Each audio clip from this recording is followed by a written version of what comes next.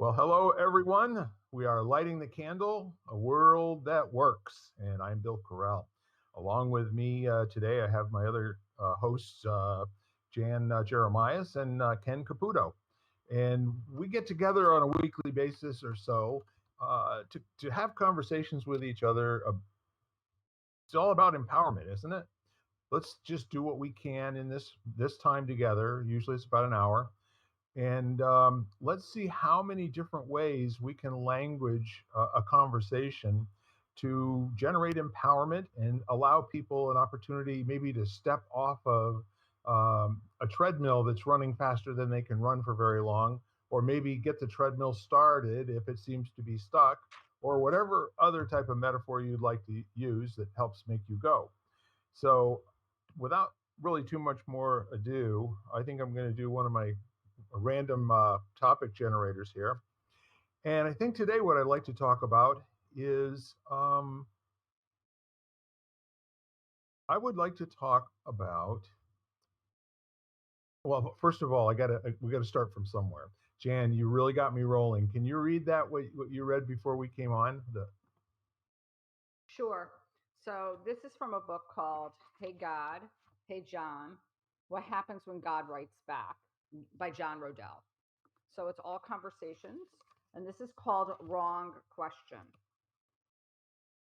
So John is speaking, and he says, Hey God, Hey John, I need your answer to a question. Sure. What's going to happen when I die? That's not the question you should be asking. What should I be asking? You should be asking yourself how audaciously you will love while you are alive.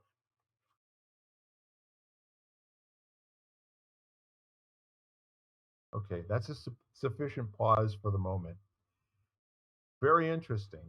Um, it just brings to mind to me, how many people are able to defer from the present to another time, like put off something that they really like to do right now for a better time later. And there's another piece that I pick up there where the mystery of life is usually stepped over by the living.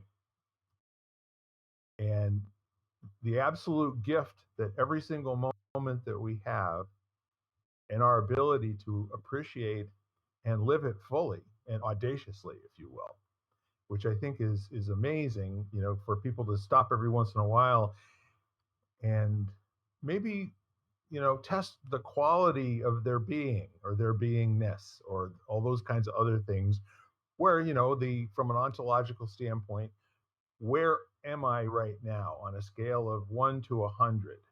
Where am I right now in terms of even just noticing the quality of my life, quality of my thoughts, the quality of the conversations I'm having with people?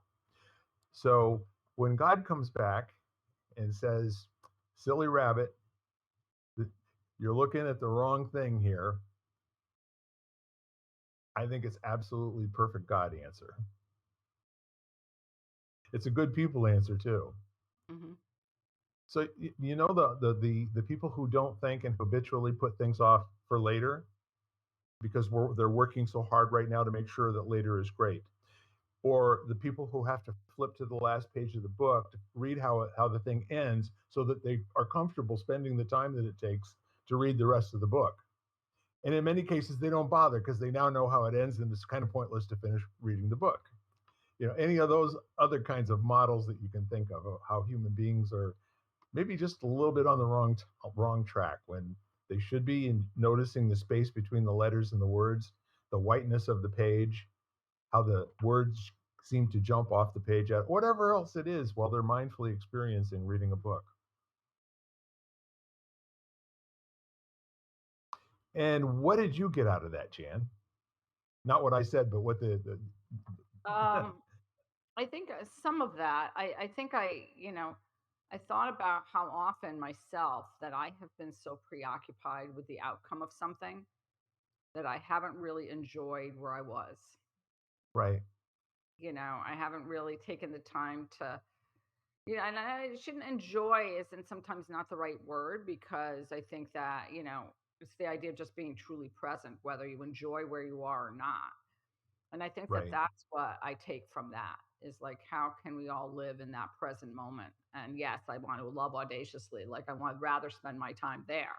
But no matter what life is, can I be in it versus, can I be somewhere else? How about you, Ken? I just love the idea of loving audaciously. That's I'm stealing that. And I think it transcends everything. I mean, if you're loving audaciously, then that kind of removes any resistance to even worrying about the you're doing the best you can right now from a place of audacity, just believing that it is your best and it is from a place of love. Because the reality, I don't know about you guys, but as a teacher, I may have thought I was knowledgeable when I was teaching something, and it isn't until time goes by that I realize how lacking in knowledge I truly was, you know? So like we have no reference base for how good or, you know, skilled or unskilled our decisions and our actions now are, because we won't know until time kind of bears out, the impact of those. So I don't know, the idea of just being present by having a sense of audacity and love in your approach, isn't that going to just lead to all the other things anyway? You know, it's cool. I like it.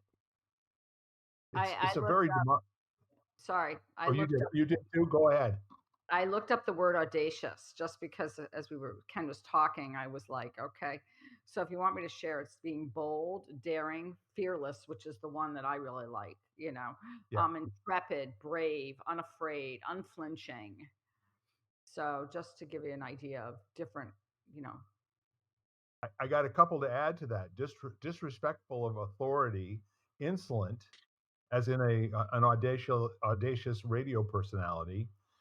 And the whole notion of it is your attention is not anything other than living. No rules, no timeouts, no substitutions. Let's get after it. Isn't it interesting when you apply that to a word like love? Because I mean, how Yeah, often do we love provisionally or conditionally or yeah. with hesitation because we don't trust? We're thinking about the reciprocal nature of it as opposed to just, having that brave, just willingness to just do it, even if the that amorphous they out there doesn't deserve it, or even if they didn't earn it. Like all that stuff just goes away, you know? And it's like the heck with you. I'm just gonna love. Haha. Well, see, that's really cool because when you talk about the reciprocal or the reciprocity of love, that is actually not in the definition of love. There is It no can't be. guarantee. Exactly, that's where people get tripped up. Is that Yeah. it's a transactional deal where it actually, if you're worried about whether you're going to be getting something back, do you give everything you possibly can? Or you just do it until it does come back, or you do it until it doesn't come back, but that was you following God's instruction to audaciously love every day of your life. well, and I So was the thinking need, of it, and I was thinking of it in regard to life in general, as you were talking, yeah, Ken. Like, how often do we hold back? Do we not give it our all because we prejudge a circumstance or a situation and we become fearful, guarded, or something? Or what if it doesn't, quote unquote, work out? And then all of a sudden we haven't brought our authentic, full selves to the situation, you know? Well, So, especially, life, you take some lumps in life. So, so you were audacious and you got your butt kicked, and an entrepreneur say to me, you got your nose a little bloodied. And it felt like a lot more than just getting my nose bloodied at the time. But, it's so, yeah. So I think that's where that audaciousness comes back in because it's like getting back in the ring. You know, the other thing I wonder is how much your relationship with love would dictate your approach to that. Do you view it as a finite thing, or Mm, do you view it as something that's unlimited and unbound and you'll never run out, no matter how much of it you express or give away or receive? It's just, right. it's endless. So, but I wonder, like, a lot of times we kind of think in terms of scarcity instead of abundance. It's human. So, are you conserving it so that you have enough for the people that matter to you or the causes that matter? It's just kind of an interesting. I like this one. This is cool. Yeah, and the initial message has more to do with someone who's trying to get an answer, who God is basically saying, you must live it to get the answer, you know? The answer isn't the answer, it's the living it that gives you the answer that you never receive. Really kind of a cool way to look at how we are by nature in our culture transactional human beings, you know. We're constantly settling accounts, and this one didn't work out well for me, I will only invest up to this level, as Ken was saying. And then the next thing that you notice is you're kind of missing the entire boat about love at all, you know. But I think we're trained on that very young because I think Oh yeah. parents do that to us quite quickly. I mean, there's always, you know, I look at my relationship with my parents, which is awesome. But, they also have their motives and what they want, and they kind of mold you and kind of revert you in that way. And it's almost like, well, if I do this, I'm going to be loved. And if I don't do this, I won't be loved. And, kind of thing. And so I think, our parents, our teachers, society does that in general. And Yeah, so, and more. Yeah, go I was just ahead. going to say, and along those you go ahead. No, no, no, no. I was just going to say, along those lines, while we're not paying attention to our loving someone or something, we're now misinterpreting their behavior towards us. If they correct us, do they still love me? You know? Hmm. And I'll never forget when I was a kid. I, my father was a very practiced, discipline. Uh, Came from a very stern upbringing, and I never really knew. I really didn't know in my deepest, darkest, because he would say one thing, but I got to become well acquainted with his, with his belt. And a kid thinking back to the early days always remembers it much worse than it was. And as a result of how I was raised and how I was not sure whether or not I was transactionally performing at a level where I deserved love, I decided that I would never hit my kids with a belt. I did actually show them the belt. I wanted the threat to be there, but especially if I couldn't get their attention any other way. But their recollection is that I beat them mercilessly, and I'm probably sure that a little bit of me is misremembering what actually happened too. Yeah, and I think that you don't need to but you can take out the metaphorical belt too. Like you can take out, you know, the dialogue or the conversation that comes too, and that can be just as horrifying or just as, have the same impact, Yeah, as if you were to actually take out the belt physically. or possibly even be longer lasting and damaging. Yeah, Yeah, than the belt itself. than the belt itself. And so I think that, we're trained in that way very young. And I think, part of it is our own job, obviously, to get past that or to come to, however we each do that. Part of that is, I think, the relationships you develop with people who are honest and open.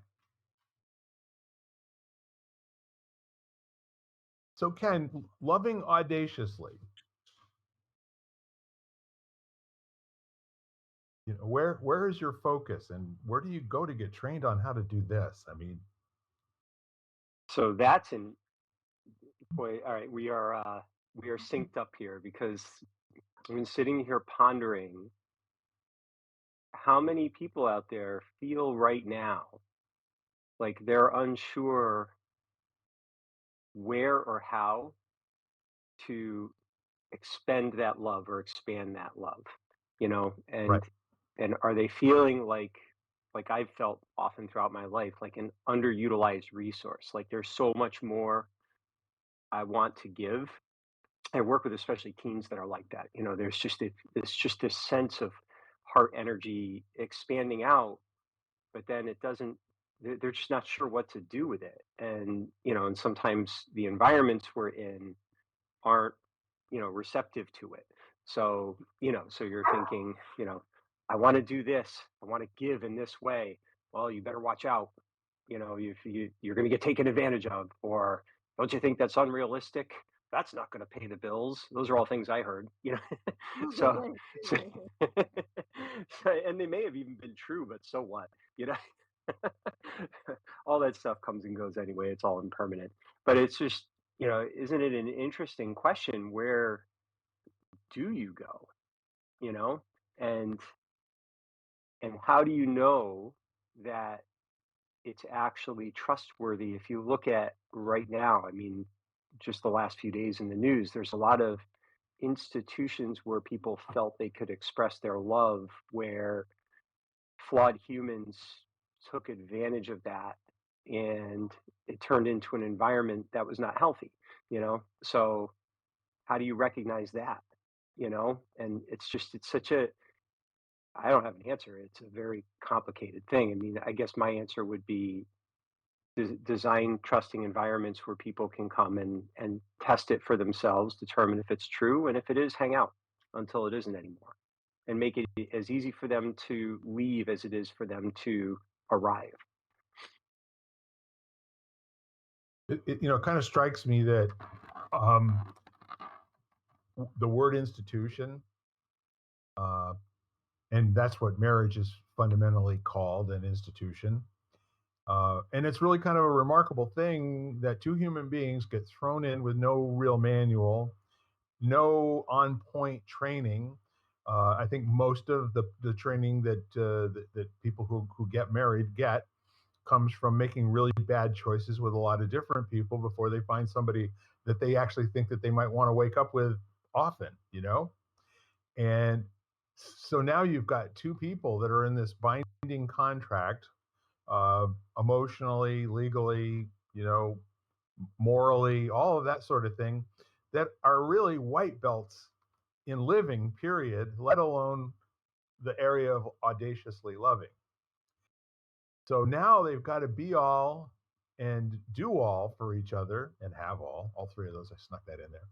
Uh, they they have to have this amazing ability to almost feel like they're entertaining their partner, you know, to the point where it's not going to be boring for that partner, and sooner or later end up in, well, we're sayonara. And there's a lot of reasons why people make a decision to marry and then later on change their mind. And I think it's really a very good question to ask. What if you had some mastery? And I don't mean mastery like you did it and you know it was something you accomplished. I mean mastery like an intense curiosity that you do things for the experience and not so you can tell somebody you did something, right? The mastery is totally personal. It absolutely never ends. And you're constantly upgrading whatever skill set that you have. And you're constantly doing things to test that skill set and expand its richness, if you will. So, where would we go to have some real intense, audacious loving or loving audaciously training that would not only give that experience or give people a choice, as you said, go test it and then decide to hang out if they choose to. Um, and at the same time, maybe help generate that for the rest of the world. It might be one of those things that you know, it kind of comes across when you are audaciously loving. It's kind of the thing that people don't have to ask you if you are.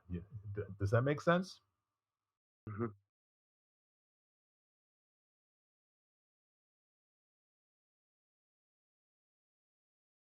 Yeah, there's something I adopted a while back for the because to me, like the value of a business is the relationships that you form, Right. and remembering they're all broken cups. Just the cup you're sipping from is broken, just not yet. And so one of the mantras I started using internally, I don't think I ever really said it out loud to anyone, but just however long you are with us, our time together will leave you forever changed. And and it was just recognizing, like if we have a student come in, we've had students come into the martial arts school and they're with us for 3 weeks, but sometimes that 3 weeks stays with them significantly for the rest of their lives. It's the amount of time doesn't matter. It's the way you love audaciously with the time that you have, you know? And every marriage ends, they all end. There's not a single marriage ever that doesn't end at, at the very least in someone's death, So, and yes, there's the love goes on and all that stuff, but the physical, present, tangible relationships, they all end one way or another. So, what do you do with the time you have, I guess? So here's a kind of a completely non-contextual uh, musing on my part. I wonder if this is in some way related to the current conversations about um, large numbers of genders. I think it's not something that I would immediately wrap my mind around. However, taking the biological sense of what male and female is and what love is and that sort of thing, and then expanding it to the nth degree to where there's no limits to it anymore. The good person inside of me would want to take a look at whether or not that actually is a sensible response to seeing so many institutions that we have uh, historically for thousands of years told that our behavior should be mapped by, if you will.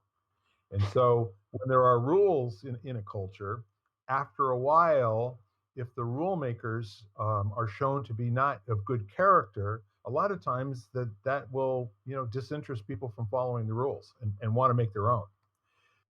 So I'll give you an example. I was listening to something earlier today where a man named Charlie Kirk, who is he's a public speaker and he writes books and he interviews people and he has a podcast. And he was being interviewed and asked questions at a college campus, mostly around things that he had written that are probably topics that we won't mostly cover on this podcast because we're really geared for empowerment. However, I think that something that really cool has happened in the last year and a half where that type of conversation could not have taken place. And as a matter of fact, it wasn't him, but actually another man who was banned from UConn because of his conservative opinions. So the question that he got asked was about the inherent non-representation of minorities in the Constitution. And it quite eloquently said, perfect examples of this, that, and the other thing. And Charlie's answer to it was, can you show me where that is in the Constitution? And the answer that he got back was, well, I'm not really sure, but I've been told that this is all in there. And Charlie, kind of lovingly said, maybe the people who wrote the Constitution had those opinions, and they were quite careful about not including any of that in this document because it was intended to be for everybody, for all people. So the next thing that he said, and this is a little bit of a leap, but it comes right back to what we're talking about in terms of institutions letting people down. He said, because the authors are flawed, doesn't diminish anything about the document. And it's the nature of all human beings that there is a major flaw, at least one, right? I have many. It's a long list. We won't get on that because we'll never get off. But if you think about it for a moment, coming back to loving audaciously, I always felt like college was a good place to try anything once. I also found out that it's a good place to get caught every time you do something wrong the first time. That worked for me, the getting caught part. So if you take it back to the question of where do you go? How do you make this happen? The trust level that has to be generated for a person to love completely and without, I mean, like lean into it with no holes barred, nothing held back. Yikes. I don't know if I've ever met anybody like that. Oh, I have. They're usually under 2 years old. It's quite a different thing altogether. But if we lived like that and we loved audaciously like a 2-year-old.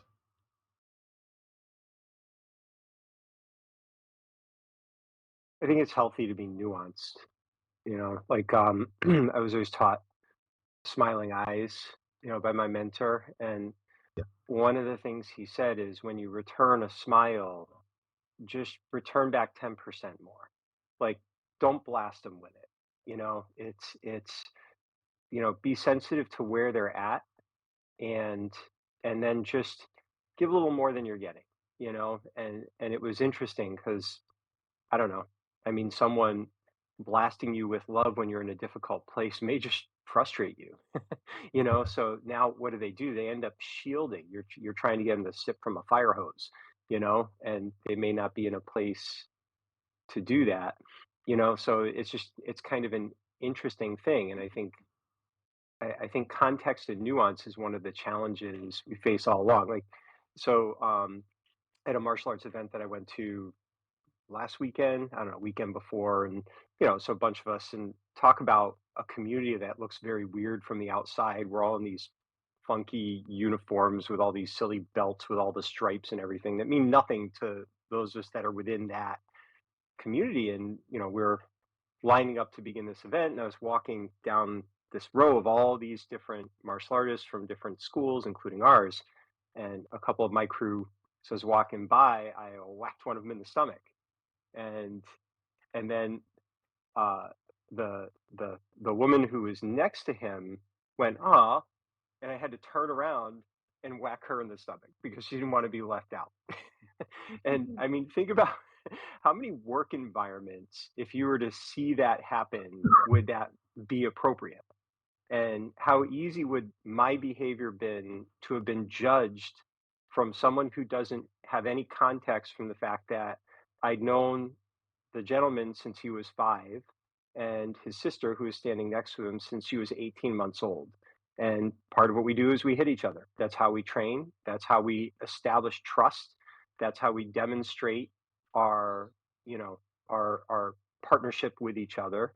So there's all this context, but someone from the outside looking at that, catching that on YouTube, could have you know, come to all kinds of conclusions that were inappropriate you know so it just seems like so often when people are having these conversations about groups, or I don't care, gender or religion or whatever it is, they're speaking from outside the context of that community, and they're trying to interpret it through their own context, which may or may not be helpful you As know I'm listening to you, Ken, so part of it reminds me of, when I teach yoga, because if I teach in Sanskrit, where I refer to the poses in their original language, it's a whole other language, let alone the whole alignment where I'll talk to people about, rotating their inner thighs out or whatever, it's a whole dialogue, which if you're not hmm used to, it sounds really foreign. So how often are we in situations where basically everyone is speaking a language we don't understand? It's like, and that's yeah. what that's like. And it also brought to mind, as you were talking about, like we place ourselves in, like we interpret situations based on what we understand and what we experience. And so, my family is Orthodox and very religious. And so I remember once when my niece got married, which was an arranged marriage. I mean, she met her fiance twice, and and I sat there and I remember coming at it from me thinking to myself, like, oh my gosh, like, and I was actually really concerned for her, like really, Yeah. like, oh my gosh, she's only met him twice, kind of thing. And I want to tell you, they're super happy, and it's not, kind of thing, and it's very different. But I was interpreting it from where I am, not from what they live. It's an interesting kind of a stat too. There's a strong argument for arranged marriages that where it is the custom and the culture to learn to love someone after you're married, as opposed to having some sort of a bodily response, which turns out to be an infatuation. And once the infatuation is over, so's the marriage, that sort of thing. But we're back to that, two people that really don't have the wherewithal to be predictably successful in a relationship over a long period of time. And at the same time, they are, because there's something larger than themselves in terms of what put them there in that situation. Okay. So culturally, you've got a community, mostly family first, and then if you're in an Orthodox situation, the whole rest of that community is behind you. Everyone wants you to be successful and to succeed. I mean, underneath everything. So that's the opportunity, to at least be in the on the playing field, if you were, as opposed to people that run off to a weekend in Atlantic City and go and get a justice of the peace at 10 o'clock at night, tie the knot, and then Monday morning wonder what the heck it was they did. It started out being such a fun weekend. I actually know of a couple of people that have been married multiple times in Las Vegas because they like the idea of getting married multiple times in Las Vegas. It's like a hobby. I'm waiting for his book to come out. It will be a page turner. I'm telling you. So so again, again, context is everything. And Jan, we don't know each other's language, even though it seems like we're speaking similar words. That thing that you said about the expression of our experiences and our understanding of what the word means, and in a context where, and I see that so much. I enjoy watching these shows where college students are trying to stump a national figure, like somebody who gets paid between $10,000 and $100,000 per performance to come and address a room full of 3,000 people, some of whom are very antagonistic. And I think it's kind of cool because, again, they're almost having that innocence of a 2-year-old, where they now think that they actually, and that's that Dunning-Kruger effect, where they think they know a lot more than they actually do, but they have smart sentences, not well-lived sentences at that point. So the other part that it does is it demonstrates the ability of two human beings to honorably um, discharge edifying the other person. So what I mean by that is that when two people are communicating with the idea of exchanging ideas as opposed to protecting one and winning an argument, it's a completely different thing. And that's what I really think we need a lot more of, is people talking with each other and not at each other to make a point and win.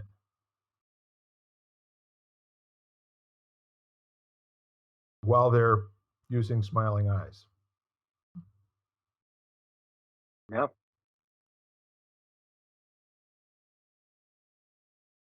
It definitely So helps when you see them as individuals instead of, I'm always very I get cautious when the term they pops out there, they this, they that, you know, oh yeah. because that's a little vague and certain assumptions are being made, you know, and if you're not willing to drill down, you're not really you're not it's going to be hard to have a productive conversation, you know. Those It's are funny. I have a rarely dear friend intentional. in Miami, Jan. I have a friend in Miami who's he was just telling me yoga, anything considered mindfulness or meditation are banned in several of the schools, including the one his granddaughter goes to, because they consider it anti-Christian. That's against their, it's counter to their belief system, and they view it as a threat. And I had an interesting conversation with him about the fact that they don't really know the language or even what it is or what it does.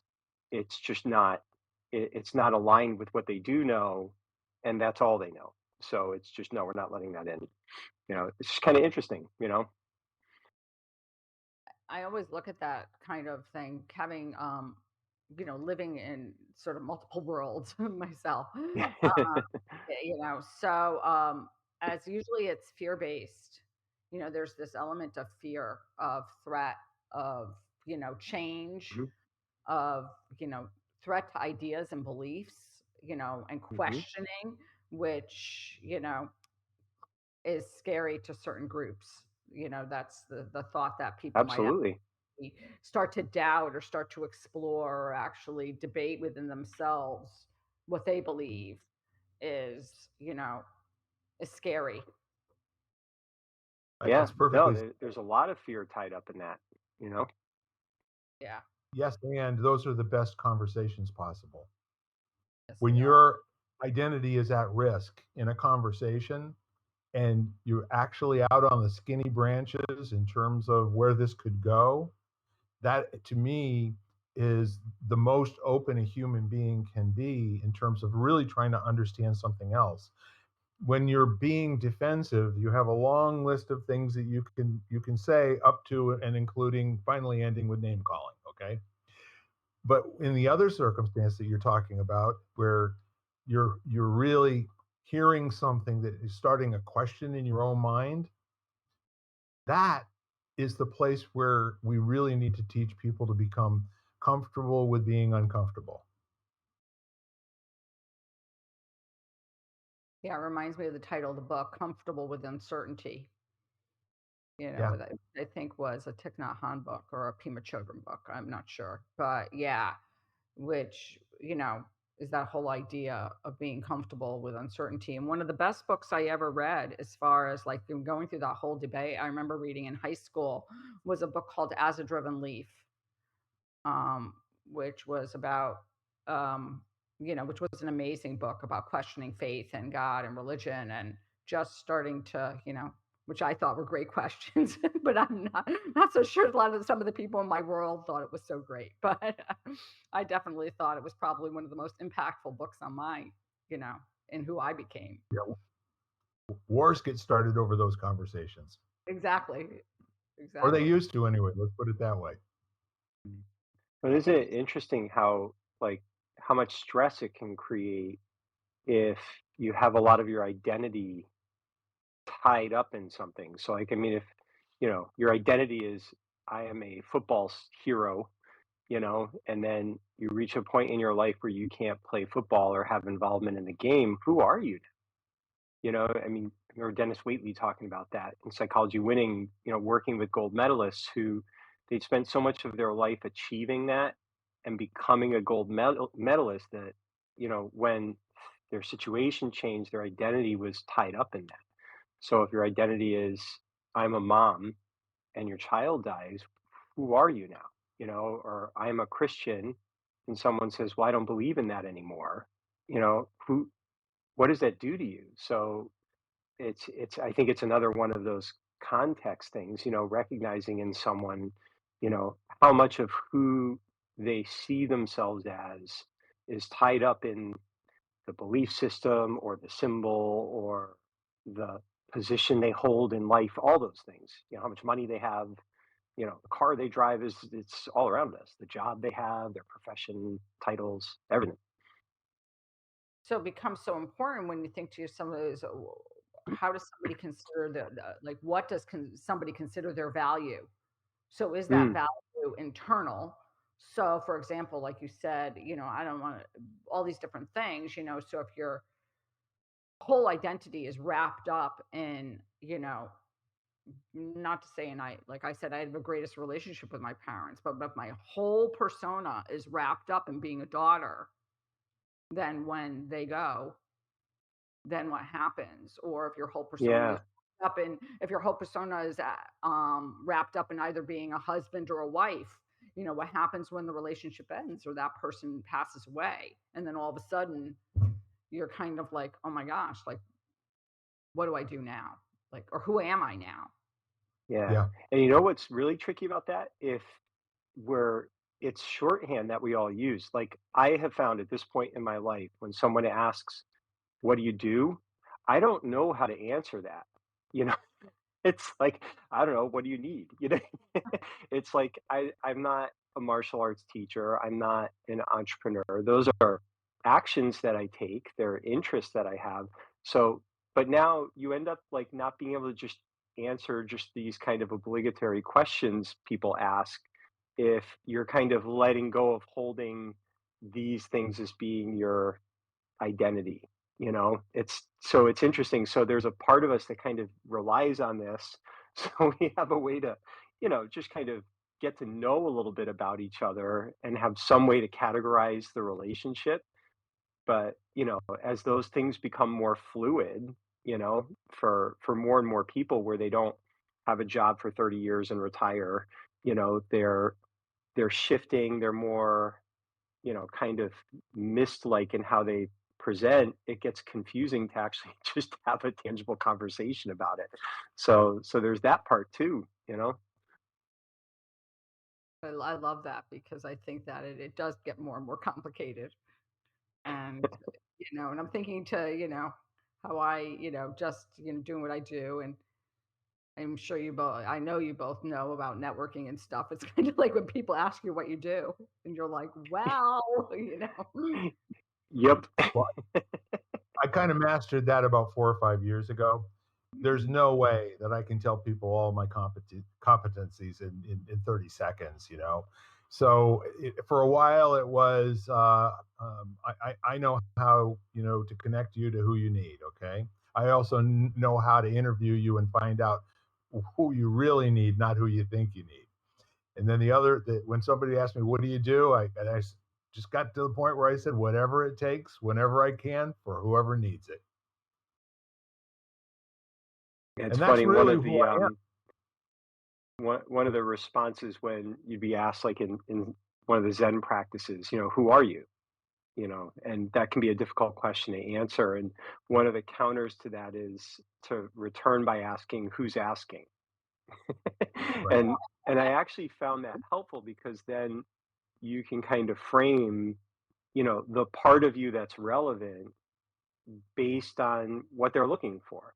So, so so it's kind of interesting how there's like this dance that has to occur now to figure out where the resonance and alignment is because we're all so many things, and I think more and more people are holding less tightly to certain fixtures, which again, now you're back to fear and instability and uncertainty as to how the culture is evolving and changing more and more rapidly as we become more and more able to communicate outside our tighter circles of our upbringing or geographic location, all that stuff. So it's a little chaotic. Yeah. Mm. Yeah. We went through weekend long trainings back in the 90s down in New York. And one of the weekends was about kind of unconcealing all those sentences that go on in our head that we think is us thinking. 80,000 thoughts a day that we have, all of those little sentences that all the people told us that we forgot who said it, but they still bounce around in there. And at the end of the weekend, having gone through a transformational process, every person got an opportunity to stand up and speak themselves as a possibility. And so when you were asked, who are you? The answer would be, I don't know, but who I say I am is the possibility for being for all human beings, the possibility for unmitigated and unsuppressed joyful spirit, and so on and so on and so on. Who I am is the possibility of ending famine and any type of hunger in our time. So these are like things that most people don't learn in the subway or on a streetcar. It's some thoughtful 3 days to come up with a sentence like that they can find themselves in, and that kind of lays out a red carpet for the rest of, well, at least for the next 5 minutes until they forget that that's who they are. But the neat part is when you announce that in front of 150 other people, they remind you of who you said you were, especially if it was memorable or especially if it was authentic, you know?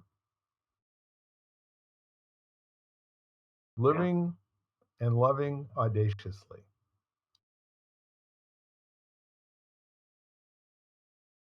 It's amazing how many people can that move to. And the other part of it is I appreciate the um, the action of smacking somebody in the belly playfully, um, or with the way John used to get your attention from time to time, not so playful. Yeah. Yep. He would just crack Ken right upside the head, more or less to get his attention. But it was done with love, but at a respectful, shall we say, velocity. Never hurt me. One which was Never hurt never me. hurt, Yep. just enough to startle you for a moment, right? Hmm. Or whatever it was that you. He probably had no idea how you were going to respond or what you would feel. No, he knew. But like, yeah, Yeah. right. But see, that's the thing. And what was the outcome? I'm curious. Was it the same each time he did it? Well, it was generally speaking, either it was it depended on the context, but, usually it was some kind of either to help understand the principle or as a pattern interrupt, you know, to kind of, we call them Zen sticks. It's like, jarring someone out of their habituated thinking, you know, and honestly, physically, he very rarely whacked me. Mentally, he whacked me all the time. You Of course.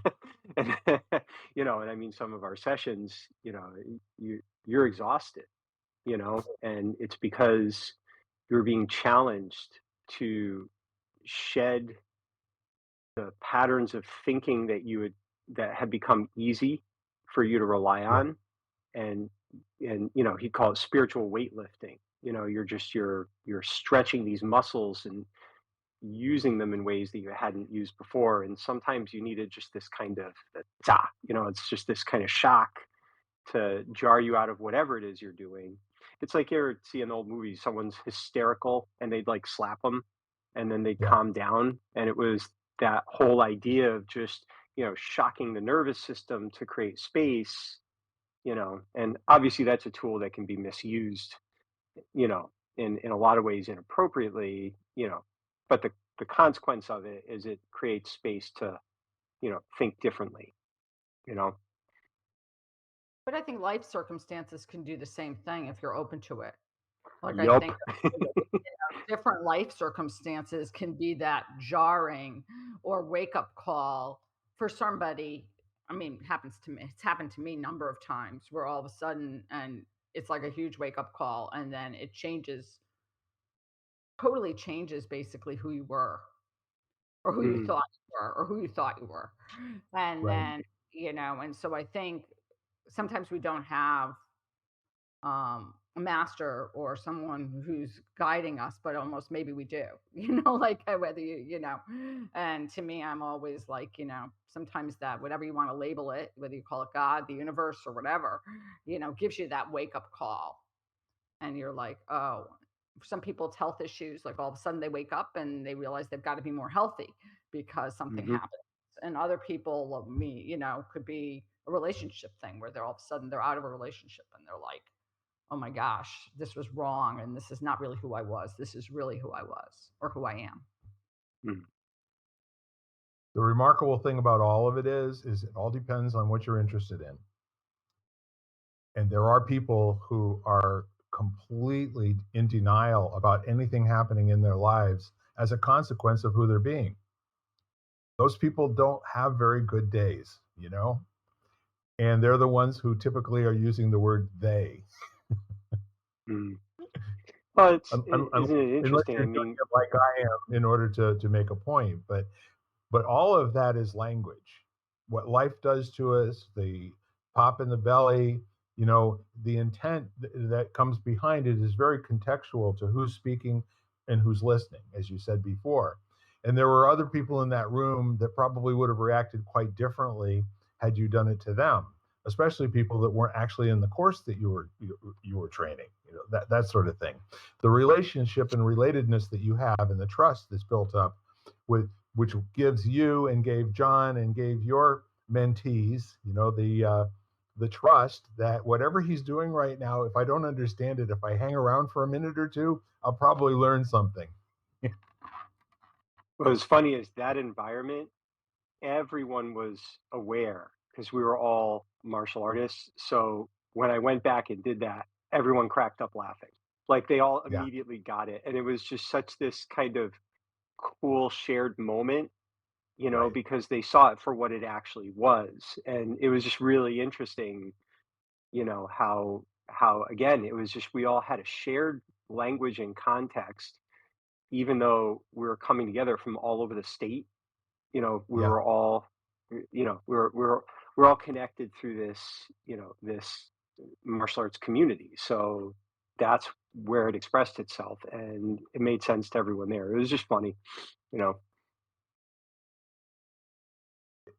Do you find, or again, where do you find the the ability to be that open, that trusting, that I don't know how this is going to go, and I'm putting myself at risk here in doing it. But let's just see where this roller coaster goes. But I think, part of it is, you know, being situationally aware. Like I wouldn't have done that if we were at the Cheesecake Factory. Yeah. It would not have been an appropriate environment. It's just, so it's recognizing, and respecting. Like for example, at this event, we all use first names with each other as teachers, but they go by last names. So I'm not Ken, I'm Master Caputo. They're very formal about it. So we don't complain about that. We respect that, and we let all our students know, you know, refer to us by our titles and our last names when you're at this event. It's a little different, but those are the rules, and we are guests and we're choosing to participate. So we make that change in etiquette, because of it. So, and I think that can be what I've noticed is sometimes that can be challenging where someone feels that they don't like the rules of that situation, so they act out against it.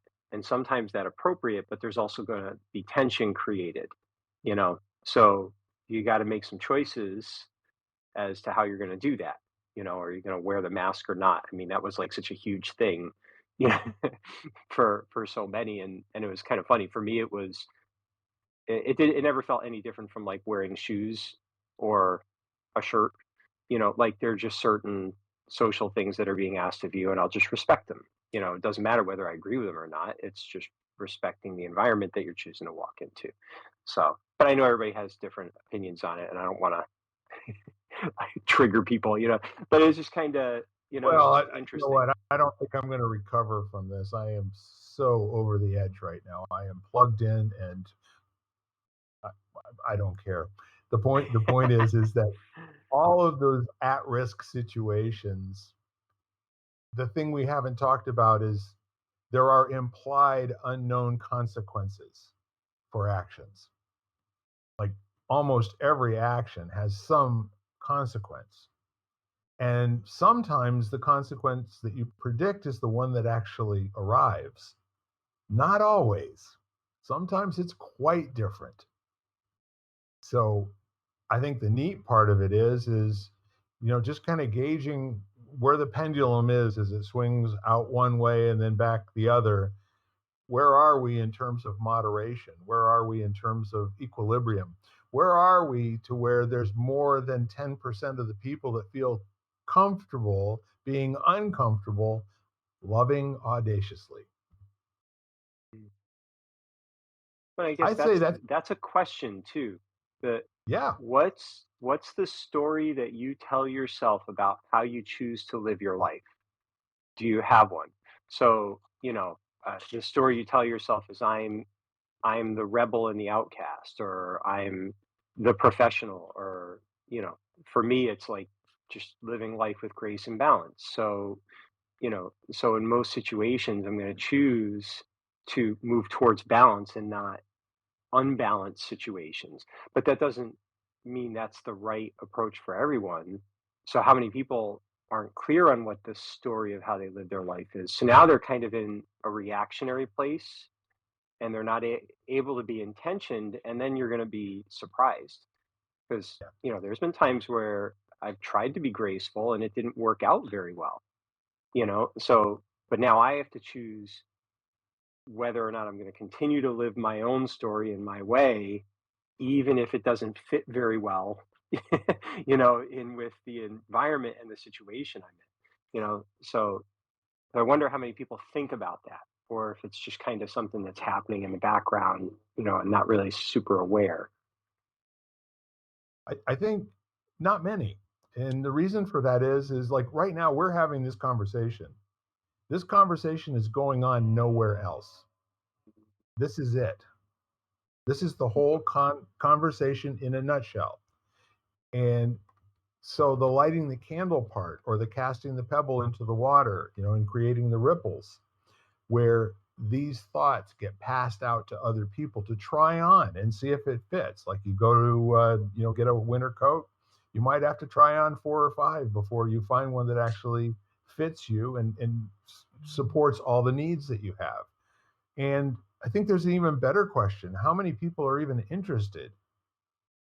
Like Mm. really interested in finding out access to being all that they can be, or even being like self-noticing. I don't think that gets taught to enough people. And those of us that have stumbled onto it one way or another by accident, we're the few and the proud, and we need to get to at least 10% before it makes a difference with all the rest of the culture. Mm. But see, the neat part of what we're doing here, what our conversation has nothing to do with suggestions for how other people should live their lives. Not one thing is true. Not one thing is the right way. All of it is intended to tweak that critical thinking curiosity that allows people to sit back and take a moment and examine something other than an irrational, chemically induced reaction to something that's happened in their lives. Like that choice, that little interruption that allows you to, rather than being upset all the time, that basically says, I can install counting to 3. I don't know what that's going to get me on the other side of 3, but I can at least put that firewall in and get good at doing that. Then you have to remember to do it. And then later on, if you do it for years, then you start having this notion of, gee, I think it would be kind of cool to live my life with balance and grace. And then you can be in that space where you're saying, am I moving towards it? Am I moving away from it? And it's probably not something that you ever go ask other people's opinion for. I don't remember the last time you took a vote on whether or not you were living your life with balance and grace. I've not seen you do that.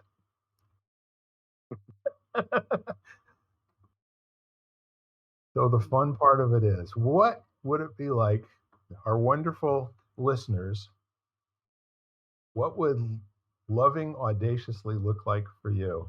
And I think it can really just be mapped onto so many different models. Mhm. Mm-hmm. So, for example, why don't we all take a shot of coming up with 2 to 3 words that you think would describe loving audaciously for you that our listeners might want to hear?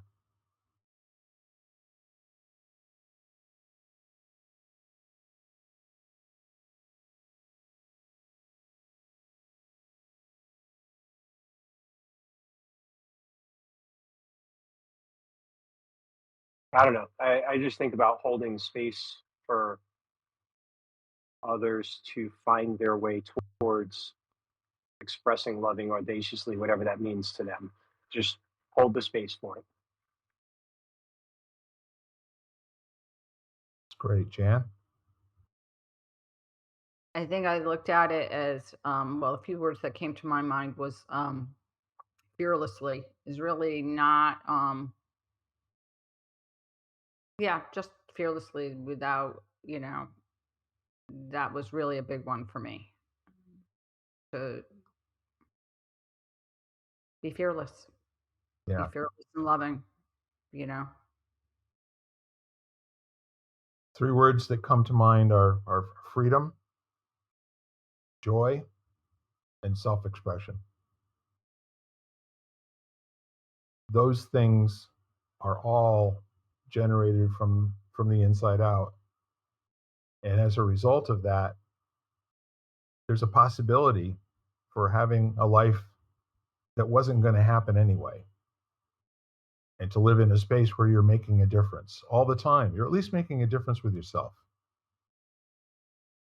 And from what they tell me, that is one of the most rewarding spaces to hold, the space of making a difference, that your life matters. And if not for you, things would be different than they are.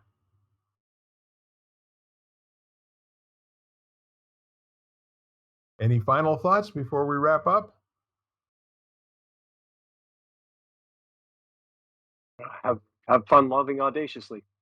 100%. Make it a game. Go play. Jan, thank you for scheduling our topic today. It was wonderfully and masterfully done. You're welcome. So our podcast listeners, thank you again. We do this for you. No, I guess we're kind of selfish about this. We have a lot of fun doing this, and we're doing a lot of this because it's something to look forward to during the course of the week. And we want to share that with you, and we wish you an amazing Lighting the Candle, A World That Works week. Bye for now. Bye-bye. You've been listening to Lighting the Candle, A World That Works, part of the Exvadio Podcast Network. You can catch us each week, as well as the rest of the network, at exvadio.com/podcasts, as well as the Apple Podcasts app, Google Podcasts, Spotify, iHeartRadio, Stitcher, Audible, Amazon Music, and wherever you find podcasts.